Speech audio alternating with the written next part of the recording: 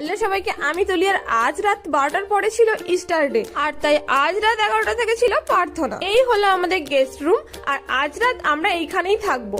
এখানে তো পৌঁছতে পৌঁছতে আমাদের অনেকটাই দেরি হয়ে গেছিল, তাই বাইরের ভিউটা তোমাদের আজকে দেখাতে পারলাম না, কালকে অবশ্যই সকালে দেখাবো। এই দেখো, আমি এখানে রেডিও হয়ে গেছি, আমাকে কেমন লাগছে সেটা কমেন্ট করে জানিও। আর একটা সত্যি কথা বলবো, আমি মনে হয় আমি আমার লাইফে ফার্স্ট টাইম এত তাড়াতাড়ি রেডি হতে পারলাম, কারণ এর আগে আমার কোথাও যাওয়ার হোক কিছু করার হোক, আমি রেডি হতে গেলে আমি সব থেকে লাস্ট হই, আর তার জন্য আমাকে কথাও শুনতে হয়।